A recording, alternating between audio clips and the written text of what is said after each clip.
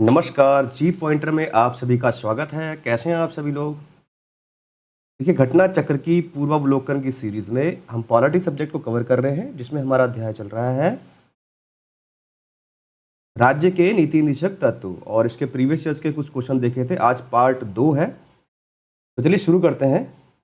प्रश्न संख्या 33।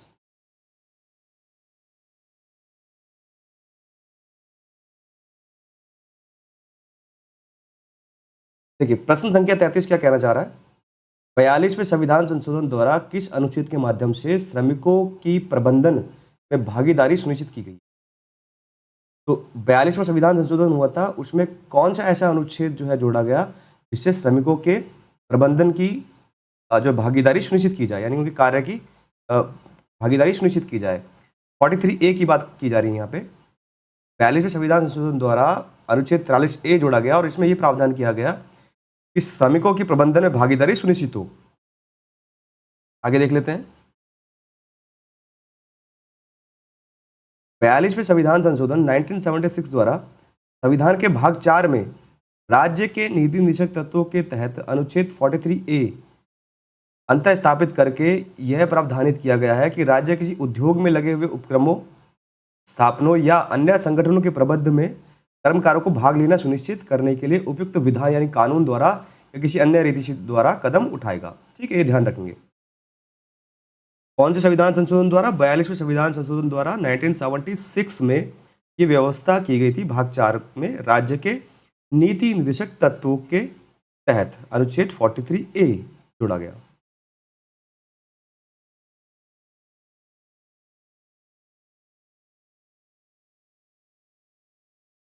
आगे देखते हैं प्रश्न संख्या 34। संविधान के किस अनुच्छेद के द्वारा उद्योग के प्रबंधन में कर्मकारों की भागीदारी का प्रावधान दिया गया है? अभी हमने थोड़ी देर पहले ये क्वेश्चन पढ़ा है कि 42वें संविधान संशोधन द्वारा 1976 में कर्मकारों यानी श्रमिकों के भागीदारी का जो प्रबंधन है उसको सुनिश्चित किया है 43A ने, अनुच्छेद 43A ने। ध्यान रखेंगे, बहुत महत्वपूर्ण क्वेश्चन है। ठीक है, वेरी वेरी इंपॉर्टेंट क्वेश्चन है। आने वाले क्वेश्चन में, आने वाले एग्जाम्स में क्वेश्चन आने के चांसेस है। ठीक है, ध्यान रखेंगे 43A। आगे देखेंगे प्रश्न संख्या 35। भारत में न्यायपालिका का कार्यपालिका से पृथक्करण किसके व्यादेशित है? तो न्यायपालिका और कार्यपालिका का जो पृथक्करण है वो कौन से आर्टिकल में होता है? अनुच्छेद 50 में। ठीक है, और 36 से लेकर 51 तक राज्य के नीति निर्देशक तत्व जो है समाहित है। ठीक है, तो ये किसके अंतर्गत आएगा? राज्य के नीति के निर्देशक तत्व द्वारा आएगा ये। ठीक है, तो भारत में न्यायपालिका का कार्यपालिका से पृथक्करण अनुच्छेद 50 के अंतर्गत आता है। कार्यपालिका से न्यायपालिका के पृथक्करण का उल्लेख जिसके अनुसार राज्य की लोक सेवाओं में और न्यायपालिका को कार्यपालिका से पृथक करने के लिए राज्य कदम उठाएगा, यानी राज्य का ये कर्तव्य है न्यायपालिका को कार्यपालिका से पृथक करने के लिए। आगे देखेंगे प्रश्न संख्या 36। राज्य के नीति निर्देशक सिद्धांतों के निम्नलिखित अनुच्छेदों में से कौन सा अंतर्राष्ट्रीय शांति और सुरक्षा के संवर्धन में संबंधित है? यहाँ पे बोला जा रहा है कि राज्य के नीति सिद्धांतों में कौन सा अनुच्छेद है जो अंतर्राष्ट्रीय शांति और सुरक्षा को सुनिश्चित करता है? तो आर्टिकल 51 यानी अनुच्छेद 51 की बात की जा रही है, जिसमें राज्य का कर्तव्य होगा जो अंतर्राष्ट्रीय शांति और सुरक्षा के संवर्धन में कार्य करे। ठीक है, व्याख्या देख लेते हैं। तो अनुच्छेद 51 अंतर्राष्ट्रीय शांति और सुरक्षा के संवर्धन से संबंधित है। अनुच्छेद 41 काम, शिक्षा, लोक सहायता पाने का अधिकार आता है इसमें, और ये किसका कर्तव्य होगा? राज्य का कर्तव्य होगा। अनुच्छेद 43 क्या में उद्योगों के प्रबंध में कर्मकारों के भाग लेने का अधिकार है। ठीक है, यानी कि श्रमिकों की भागीदारी निश्चित की गई है उद्योगों के प्रबंध में। ये अनुच्छेद 43 क्या में किया गया इसका प्रबंध। और 48 क्या में पर्यावरण संरक्षण, संवर्धन और वन तथा वन्य जीवों की रक्षा का प्रावधान किया गया है। ठीक है, और 48 में क्या है? कृषि व पशुपालन। ठीक है, ध्यान रखेंगे कृषि और पशुपालन 48 में। 48 के में पर्यावरण संरक्षण संवर्धन है।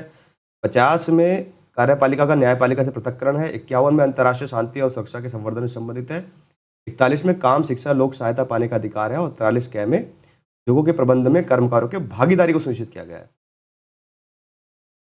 आगे देखते हैं प्रश्न संख्या 37। भारत के संविधान में अंतर्राष्ट्रीय शांति और सुरक्षा की अभिवृद्धि का कहाँ उल्लेख है? ये अंतर्राष्ट्रीय शांति और सुरक्षा की अभिवृद्धि का कहाँ उल्लेख है? राज्य के नीति निर्देशक तत्व में इसकी जो है प्रावधान किया गया अनुच्छेद 51 में। तो राज्य के नीति निर्देशक तत्व की बात की जा रही है। आगे देखेंगे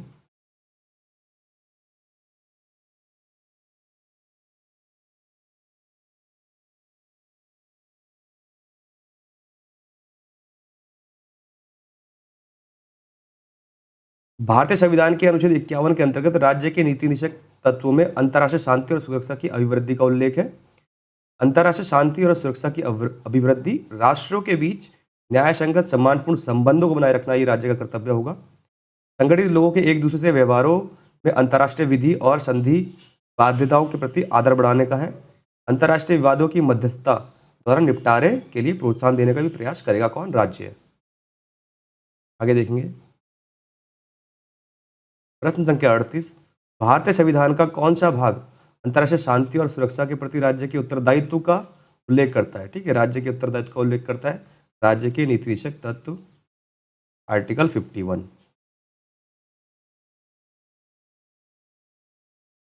उनतालीस।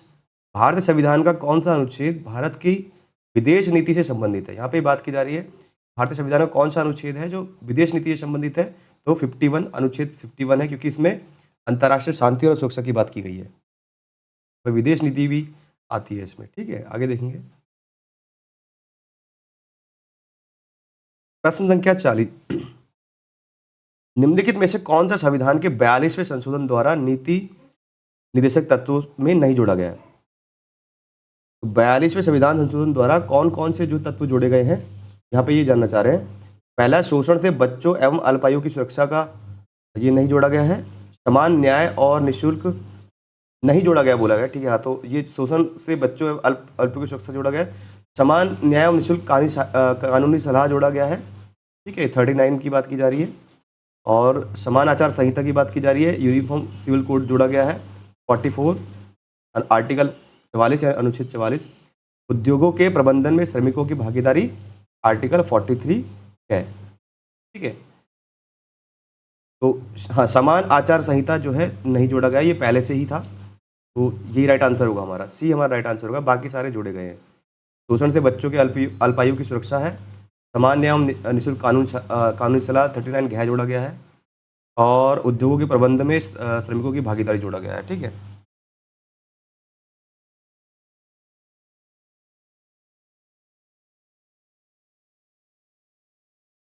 समान आचार संहिता को 42वें संविधान संशोधन अधिनियम द्वारा नहीं जोड़ा गया है। यह मूल संविधान के तहत अनुच्छेद 44 में है। ठीक है, पहले से ही है। निम्नलिखित प्रावधान 42वें संविधान संशोधन अधिनियम द्वारा नीति निषेध तत्वों में जोड़े गए हैं। बच्चों को स्वस्थ विकास के अवसर, ठीक है, सुविधाएं तथा शोषण से बच्चों एवं अल्पवय व्यक्तियों की सुरक्षा की बात की गई है 39 च में। ठीक है, समान न्याय निःशुल्क कानूनी सहायता अनुच्छेद 39 क की बात की जा रही है।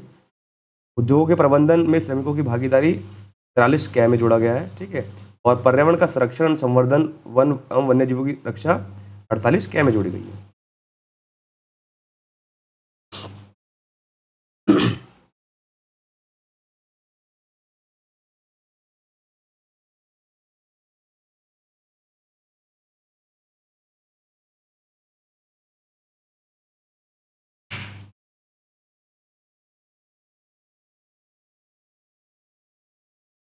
प्रश्न संख्या 41।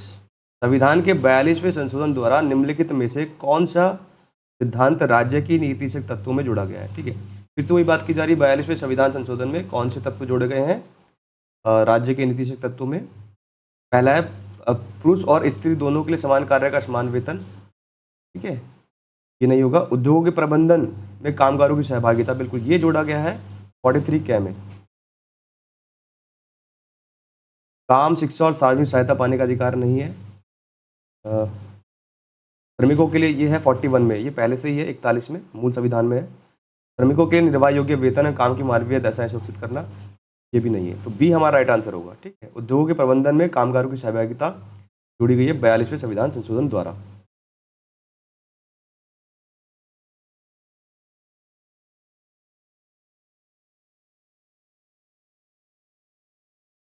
प्रश्न संख्या 42, संविधान इनमें से किसके शोषण के विरुद्ध अधिकार स्वीकृत करता है?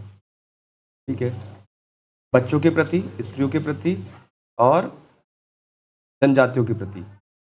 ठीक है, जो शोषण के विरुद्ध अधिकार जो दिए गए हैं वो बच्चों के प्रति, स्त्रियों के प्रति और जनजातियों के प्रति दिए गए हैं। आगे देखेंगे, संविधान में बच्चों, स्त्रियों एवं जनजातियों के शोषण के विरुद्ध अधिकार को स्वीकृति प्रदान की गई है, जबकि दलित शब्द का संविधान में कहीं उल्लेख भी नहीं है। ठीक है, यानी दलित जैसा कोई शब्द जो है संविधान में नहीं लिखा गया है, ध्यान रखेंगे।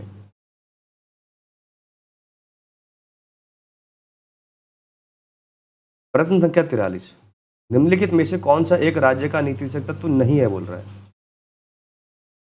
निम्नलिखित में से कौन सा एक राज्य का नीति निषेध तत्व नहीं है? ठीक है, देखिए, मद्य निषेध। ठीक है, पहला है मद्य निषेध, दूसरा है गौ संरक्षण, पर्यावरण संरक्षण, 14 वर्ष की आयु तक के बच्चों को निःशुल्क सहायता। देखिए, मद्य निषेध मतलब नशीली पदार्थों का पर प्रतिबंध लगाना, रोक लगाना, ये राज्य का कर्तव्य होगा और ये आर्टिकल 47 में है, ध्यान रखेंगे। तो मद्य निषेध की बात की गई है, वो किस में है? 47 में। गौ संरक्षण यानी कृषि एवं पशुपालन का संरक्षण करना, ये आर्टिकल 48 में है। पर्यावरण संरक्षण 48 कै में है। और 14 वर्ष की आयु तक के बच्चों को निःशुल्क सहायता, ये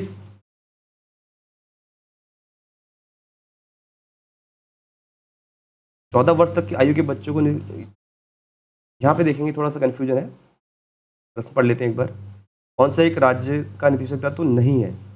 नहीं है की बात की जा रही है। ठीक है, ये यहाँ पे थोड़ा सा कन्फ्यूजन है, इसको देखेंगे। डी ऑप्शन में बोला जा रहा है 14 वर्ष की आयु तक के बच्चों को।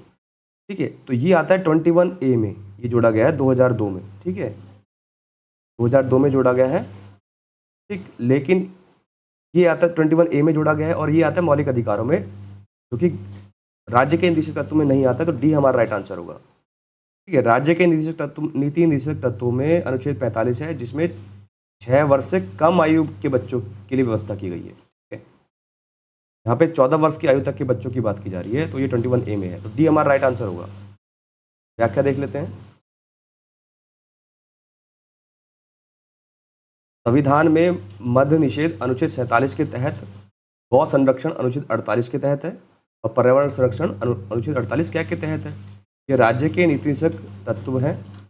14 वर्ष तक की आयु के बच्चों के लिए निःशुल्क एवं अनिवार्य शिक्षा का उपबंध पहले अनुच्छेद 45 के तहत नीति निषेध तत्व था, पहले था, परंतु 86वें संविधान संशोधन द्वारा, ध्यान रखेंगे, 2002 के बाद इसे अनुच्छेद 21 कै के तहत मूल अधिकार बना दिया गया, ध्यान रखेंगे। ठीक है ना, पहले जो है 14 वर्ष तक की आयु के बच्चों के लिए निःशुल्क एवं अनिवार्य शिक्षा का उपबंध था अनुच्छेद 45 में, लेकिन अब इसे जो है 45 से हटाकर 21 कै में जोड़ दिया गया है, मूल अधिकार में जोड़ दिया गया है। और संविधान संशोधन कौन सा था? 86वां संविधान संशोधन में 2002 में जोड़ा गया है। अब जो है अनुच्छेद 45 के तहत शैशव पूर्व देखभाल तथा 6 वर्ष से नीचे की आयु के बालकों के लिए शिक्षा की व्यवस्था का शामिल है। ध्यान रखें, अगर 6 वर्ष की आयु से नीचे वाले बच्चों की व्यवस्था है, यानी शैशव पूर्व है, तो ये 45 में आता है, जो कि राज्य का नीति निषेध तत्व है। और 6 से 14 वर्ष के बच्चों तक के लिए शिक्षा निःशुल्क व्यवस्था करना, ये 21A में है, जो कि मौलिक अधिकार है।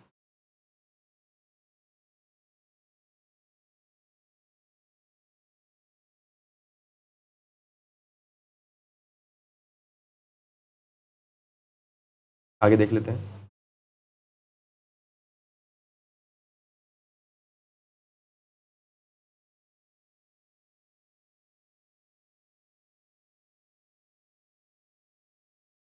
प्रश्न संख्या 44, निम्नलिखित में से कौन सा राज्य के नीति निषेध तत्व नहीं है? यहाँ पे बोला जा रहा है कौन सा राज्य का नीति निषेध तत्व नहीं है। देखो, मादक पेय के उपभोग का निषेध करना, ये 47 अनुच्छेद 47 में आता है, जो कि राज्य के नीतिक निर्देशक तत्वों के अंतर्गत आता है 36 से 51 में, ये गलत होगा।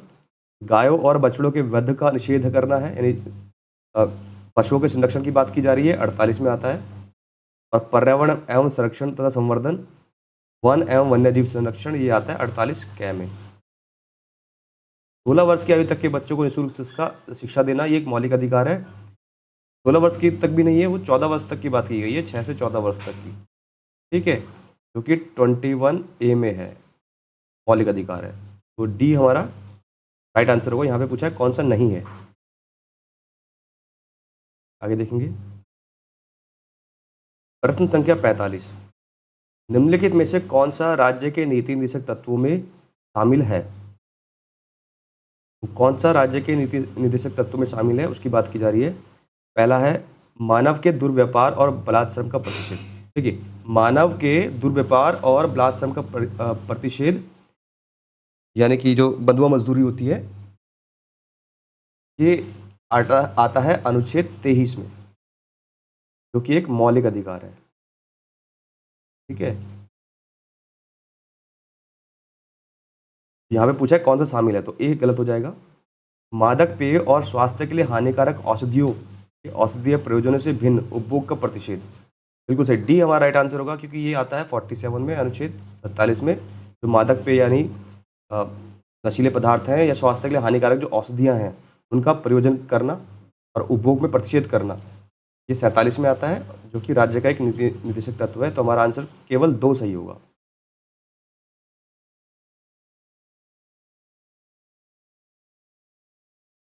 प्रश्न संख्या 46, भारतीय संविधान में प्रतिष्ठापित राज्य की नीति के निर्देशक तत्वों के अंतर्गत निम्नलिखित प्रावधानों पर विचार कीजिए।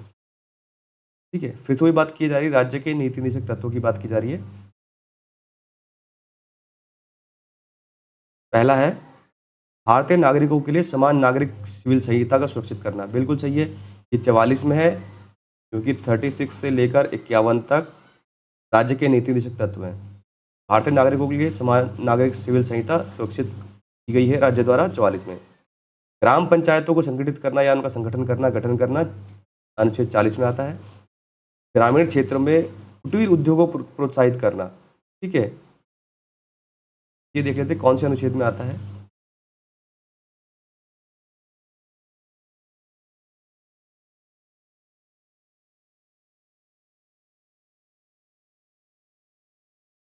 अच्छा, कुछ और बोला जा रहा है यहाँ पे, ठीक है।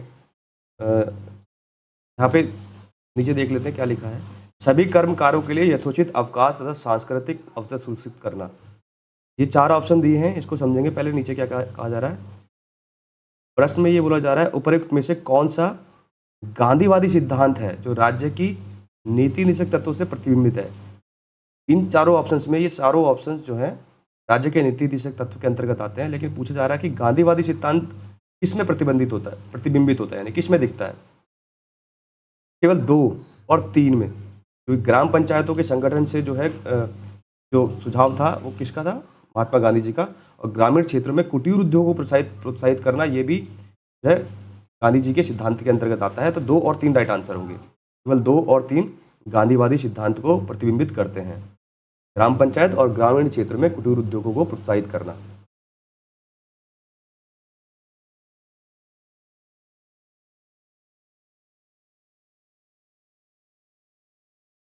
गांधीवादी सिद्धांतों पर आधारित कई प्रावधानों को राज्य की नीति के निर्देशक सिद्धांतों के तहत कई अनुच्छेदों में सम्मिलित किया गया है, जो इस प्रकार है। ग्राम पंचायतों का संगठन अनुच्छेद 40 में है।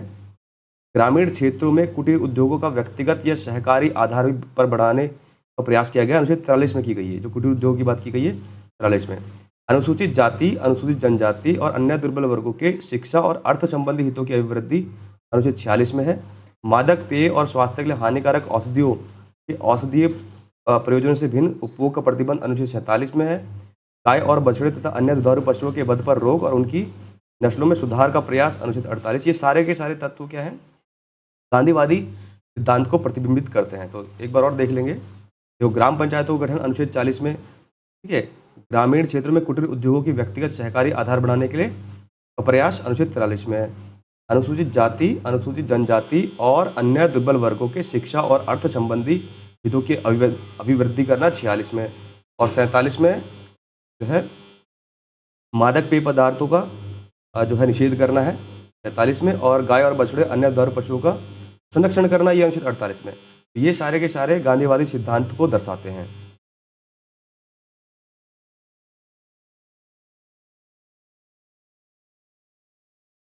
आगे देख लेते हैं। प्रश्न संख्या 47, निम्नलिखित में से भारत के संविधान में के किसमें पर्यावरण संरक्षण एवं संवर्धन तथा वन एवं वन्य जीवन की रक्षा के प्रावधान पाए जाते हैं? तो पर्यावरण संरक्षण एवं वन तथा वन्य जीवन की रक्षा जो है 48 कै में आता है। तो ये राज्य के नीति निषेध तत्व में और मूल कर्तव्य दोनों में आता है। ठीक है, तो सी राइट आंसर होगा, ए और बी दोनों।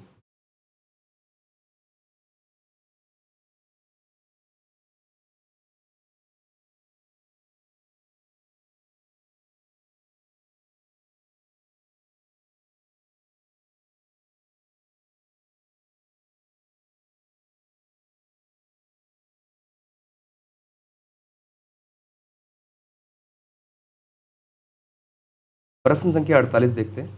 निम्न में से कौन सा एक राज्य के नीति निर्देशक सिद्धांतों में सम्मिलित है? हमें बोला जाता है कौन सा एक राज्य के नीति निर्देशक सिद्धांतों में सम्मिलित है। पहला है, राज्य देश के पर्यावरण के संरक्षण तथा संवर्धन का प्रयास करेगा। बिल्कुल सही बात है। तो ये आता है किसमें? 48 कै में आ जाता है। ठीक है, यही राइट आंसर होगा।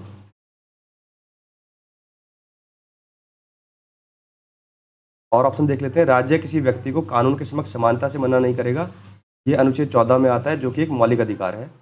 राज्य किसी व्यक्ति को उसके धर्म, कुल, जाति, लिंग अथवा जन्म स्थान के आधार पर प्रभेद नहीं करेगा। तो ये आता है अनुच्छेद 15 पे। ठीक है, भेदभाव वाले में। तो ये दोनों जो है मौलिक अधिकार है। और अस्पृश्यता का प्रवर्तन यानी अस्पृश्यता का निषेध जो है, ये अनुच्छेद 17 में आता है। तो ये तीनों मौलिक अधिकार में आते हैं। केवल ये ऑप्शन ए नीति निर्देशक तत्वों में आता है, यही हमारा राइट आंसर होगा।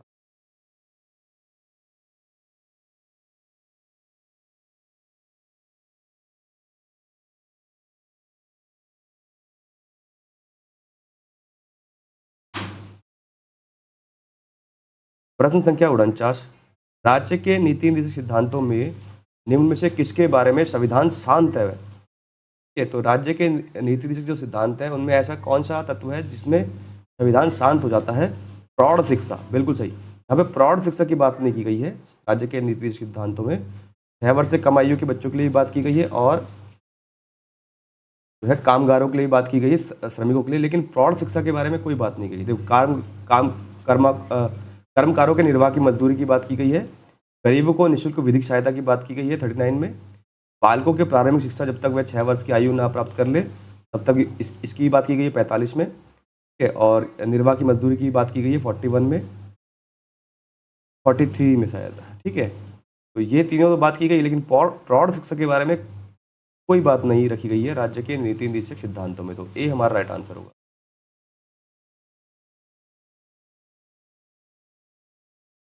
भारतीय संविधान में राज्य के नीति निर्देशक सिद्धांतों का भाग 4 के तहत 36 से 51 में वर्णित है। इनमें कर्मकारों को निर्वाह मजदूरी का प्रावधान अनुच्छेद 43 में है। ठीक है, 43 में। ठीक है, गरीबों को निःशुल्क विधिक सहायता का अनुच्छेद 39 कै में है और 6 वर्ष से कम आयु के बालकों के लिए प्रारंभिक बाल्यावस्था अनुच्छेद 45 में है। ठीक है, और प्रौढ़ शिक्षा संबंधी प्रावधान कोई शामिल नहीं है इसमें।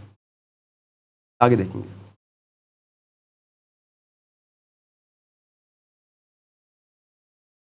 प्रश्न संख्या 50, निम्नलिखित में से कौन सा एक राज्य का नीति निर्देशक सिद्धांत संविधान में बाद में जोड़ा गया है? यहाँ पे बोला जा रहा है कौन सा एक प्रावधान है जो राज्य के नीति निर्देशक सिद्धांतों में बाद में जोड़ा गया। ये ग्राम पंचायतों का गठन अनुच्छेद 40 में है, ये पहले से ही था।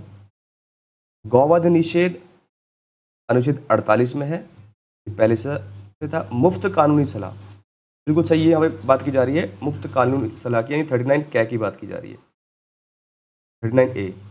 और समान नागरिक संहिता अनुच्छेद 44 में पहले से ही था। तो मुफ्त कानूनी सलाह बाद में जोड़ा गया है राज्य के नीति निर्देशक सिद्धांतों में। ये हमारा आंसर सही होगा। आगे देखेंगे।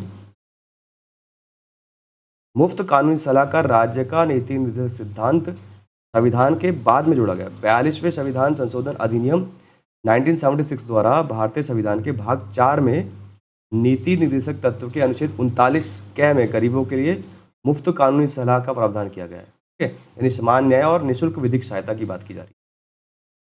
आगे देखेंगे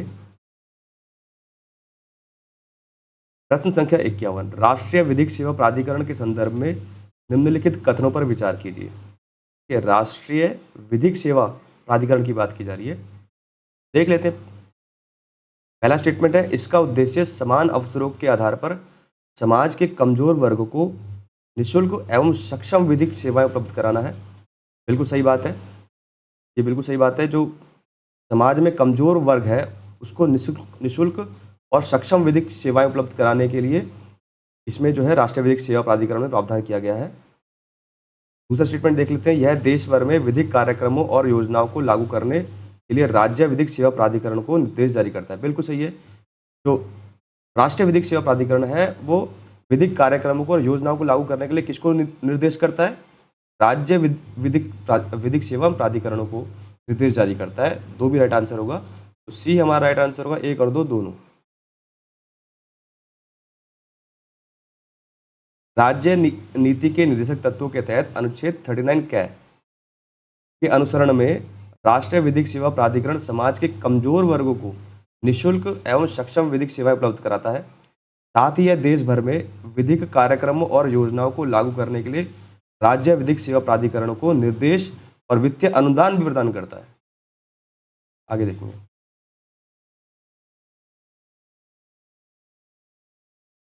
प्रश्न संख्या 52, भारत में विधिक सेवा प्रदान करने वाले प्राधिकरण निम्नलिखित में से किस प्रकार के नागरिकों को निःशुल्क विधिक सेवाएं प्रदान करते हैं? ठीक है, यहाँ पे ये पूछा जा रहा है आपसे, जो विधिक सेवा प्रदान करने वाला प्राधिकरण है, राष्ट्रीय विधिक सेवा प्राधिकरण है, वो किस प्रकार के नागरिकों को निःशुल्क विधिक सेवाएं प्रदान करता है? किस प्रकार के? ठीक है, तो ऑप्शन देख लेते हैं क्या दिए गए हैं। पहला है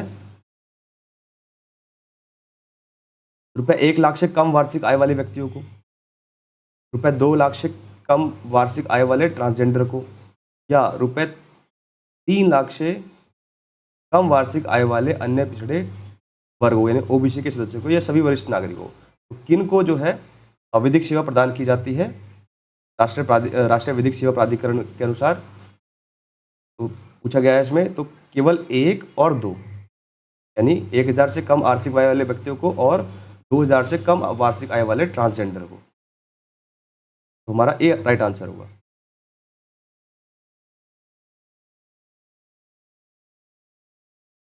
संविधान में राज्य नीति के निर्देशक तत्वों के अनुच्छेद 39 ए या कै के अनुसरण में भारत में विधिक सेवा प्रदान करने वाले प्राधिकरण विधिक सेवा प्राधिकरण अधिनियम 1987 की धारा 12 के अंतर्गत पात्र व्यक्तियों को निःशुल्क विधिक सेवाएं प्रदान करते हैं। ठीक है, किन किन को? महिला और बच्चे, अनुसूचित जाति जनजाति के सदस्य, बड़े पैमाने पर प्राकृतिक औद्योगिक आपदा वाले या जातीय हिंसा बाढ़ सूखा भूकंप के पीड़ित जो हैं, औद्योगिक कामगार जो हैं, मानसिक रोगी या दिव्यांग व्यक्तियों के लिए, हिरासत में जो व्यक्ति हैं वे व्यक्ति जिनकी वार्षिक आय केंद्र राज्य सरकार द्वारा अधिसूचित आय सीमा से कम है, और मानव तस्करी या बेगार से पीड़ित व्यक्तियों के लिए ये बोला गया है। आगे देखते हैं प्रश्न संख्या 53, इनमें से कौन सा राज्य के नीति निर्देशक सिद्धांतों में सम्मिलित नहीं है? देखिए, मद्य निषेध की बात की जा रही है, ये आता है आर्टिकल 47 में। काम का अधिकार, ठीक है, समान कार्य हेतु समान वेतन, काम का अधिकार आता है 43 में। समान कार्य हेतु समान वेतन की बात की गई 39 ए में या कै में। सूचना का अधिकार नहीं आता है, ठीक है। सूचना का अधिकार आता है 19 के अंतर्गत, ठीक है, 19 के अंतर्गत आता है, यानी वाक एवं अभिव्यक्ति स्वतंत्रता की बात की जा रही है। तो ये एक मूल अधिकार है। कैसा है? मूल अधिकार है। यहाँ पे पूछा गया है कौन सा राज्य के नीति निर्देशक सिद्धांतों में सम्मिलित नहीं है, तो डी ही राइट आंसर होगा हमारा। बाकी तीनों जो है राज्य के नीति निर्देशक तत्वों में आते हैं।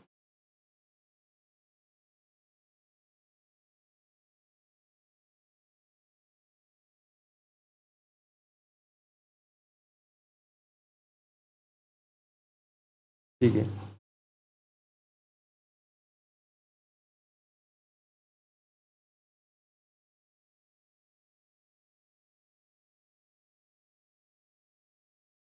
प्रश्न संख्या 54 की बात करते हैं।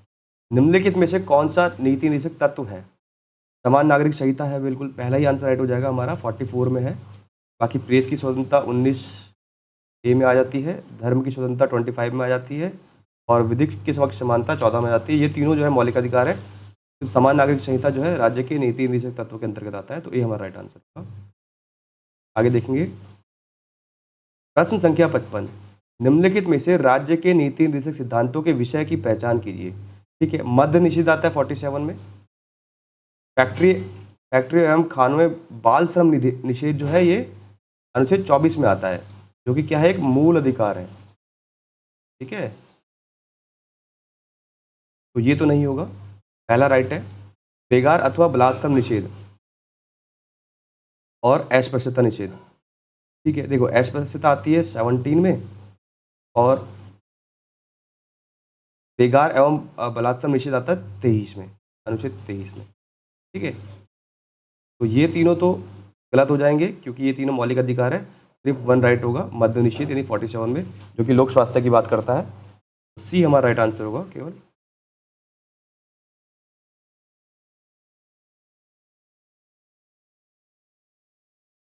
प्रश्न संख्या 56। निम्न में से कौन सा एक राज्य के नीति निर्देशक तत्वों में नहीं है, पूछा गया आपसे। कौन सा नहीं है? ठीक है, जो राज्य सुनिश्चित करने का प्रयास करेगा। ठीक है, पहला है पुरुष और महिलाओं को समान कार्य हेतु समान वेतन। बिल्कुल, ये जो है 39 ए में आता है। जीवकोपार्जन हेतु पर्याप्त साधनों का समान अधिकार। ठीक है, ये भी जो है राज्य के नीति तत्वों के अंतर्गत आता है, यानी कि 41 में आता है। और अस्पृश्यता उन्मूलन ये नहीं होगा, ये 17 में आता है, जो कि एक मूल अधिकार है। सी हमारा राइट आंसर होगा। यहाँ पे पूछा गया कौन सा नहीं आता है, तो सी हमारा राइट आंसर होगा, बाकी गलत हो जाएंगे। काम हेतु न्याय संगत मानवोचित दशाओं में रहे। ठीक है, ये भी जो है मूल अधिकार में आता है, तो सी हमारा राइट आंसर होगा। ये जो है मूल अधिकार के अंतर्गत आता है, राज्य के निर्देशक तत्वों के अंतर्गत नहीं आता है। बाकी डी भी जो है राज्य के नीति निर्देशक तत्वों के अंतर्गत आता है। सी राइट आंसर होगा। यहाँ पे पूछा गया है नहीं आता है, कौन सा? राज्य के नीति निर्देशक तत्वों में। संविधान में मूल अधिकारों के अंतर्गत समता के अधिकार के तहत यानी समानता के अधिकार के तहत अनुच्छेद 17 में अस्पृश्यता उन्मूलन का उल्लेख है। बाकी अन्य तीनों विकल्प सही है। पुरुष और महिलाओं के लिए समान कार्य का वेतन किस में? 39 घ में है। और जीवकोपार्जन हेतु पर्याप्त साधनों का समान अधिकार अनुच्छेद 39 क में है। और काम हेतु न्याय संगत एवं मानवोचित दशाएं अनुच्छेद 42 में है।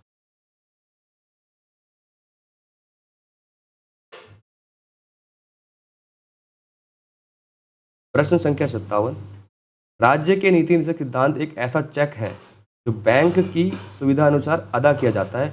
ये कथन किसका है? ये किसने कहा है? ये बोला गया है कि जो राज्य के नीति निर्देशक सिद्धांत हैं वो एक ऐसा चेक है जो बैंक की सुविधा अनुसार अदा किया जाता है।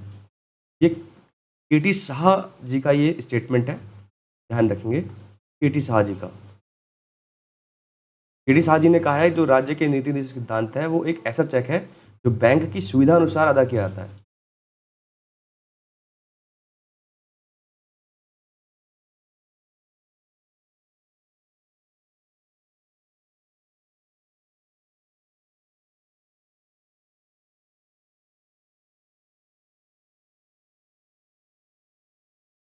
प्रश्न संख्या 58।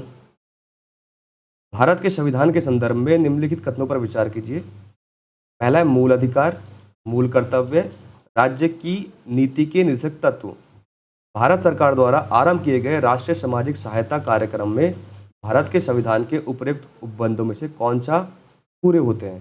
यहाँ पे जो दिए गए मूल अधिकार, मूल कर्तव्य और राज्य के निर्देशक तत्व, यहाँ पे ये बोला जा रहा है कि राष्ट्रीय सामाजिक सहायता जो कार्यक्रम स्टार्ट किया गया था भारत के संविधान में, वो उसका उपयुक्त जो दिए गए हैं ये उपबंध कौन सा जो है पूरे करते हैं इस बात को, सामाजिक सहायता को। ठीक है, तो केवल मूल राज्य के नीति निर्देशक तत्व जो है जो सामाजिक सहायता के कार्यक्रम को निर्देशित करते हैं। ठीक है, क्योंकि ये इंडिविजुअल ना होकर वह पूरे समाज के लिए होता है, किए जाते हैं। ठीक है, तो केवल मूल अधिकार जो है एक इंडिविजुअल पर्सन के लिए होता है और मूल कर्तव्य भी, लेकिन पूरे समाज के लिए जो व्यवस्था की गई है वो राज्य के नीति निर्देशक तत्वों में की गई है। तो केवल 3 राइट आंसर होगा। यहाँ पे बोला पूरी सामाजिक सहायता की बात की जा रही है, बी हमारा राइट आंसर होगा।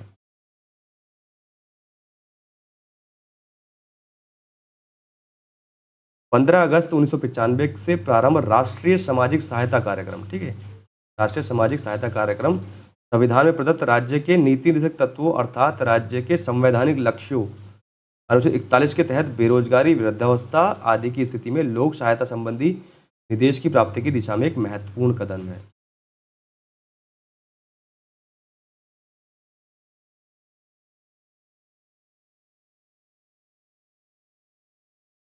तो ये आज के लेक्चर का अंतिम क्वेश्चन होगा और यहीं पे जो है चैप्टर समाप्त हो जाएगा राज्य के नीति निर्देशक तत्वों का। प्रश्न संख्या 59, भारतीय संविधान के भाग 4 में यानी राज्य के निर्देशक तत्व जो दिए गए हैं भाग 4 में निर्देशित सिद्धांतों में से कौन से सूचीबद्ध हैं। यहाँ पे पूछा जा रहा है कि इनमें से कौन सा राज्य के नीति निर्देशक तत्व में है यानी भाग 4 में है, ठीक है, कौन से राज्य के नीति निर्देशक तत्वों में है। ठीक है, समान कार्य के लिए समान वेतन की बात की गई है, ये बिल्कुल सही है, 39A में है, ये जो है राज्य के नीति निर्देशक तत्व के अंतर्गत आता है। समान नागरिक संहिता अनुच्छेद 44 में आता है। छोटे परिवार का मानदंड भी है और प्राथमिक स्तर पर मातृभाषा शिक्षा में की व्यवस्था की गई है, ये दोनों चीज़ें नहीं आती हैं। छोटे परिवार का मानदंड और प्राथमिक स्तर पर मातृभाषा में शिक्षा, ये 351 में आता है, 351 में, तो ये दोनों नहीं होगा। हमारा आंसर होगा फर्स्ट एंड सेकंड, तो फर्स्ट और सेकंड ही हमारा राइट आंसर होगा, बी हमारा राइट आंसर होगा। भारतीय संविधान के भाग 4 में निर्देशक सिद्धांतों में अनुच्छेद 39 घ में समान कार्य के लिए समान वेतन और अनुच्छेद 44 में नागरिकों के लिए समान नागरिक संहिता सूचीबद्ध है, जबकि अनुच्छेद 350 क में है, ये प्राथमिक स्तर पर मातृभाषा में शिक्षा देने का विशेष निर्देश देता है, 350 क। तो आज का राज्य के निर्देशक तत्व का अध्याय समाप्त होता है यहीं पे। आशा करता हूँ हमने जो क्वेश्चन किए होंगे वो आने वाले क्वेश्चंस के लिए हमारे लिए इम्पोर्टेंट होंगे और कार्य करेंगे। आज यहीं रखते हैं लेक्चर को, धन्यवाद।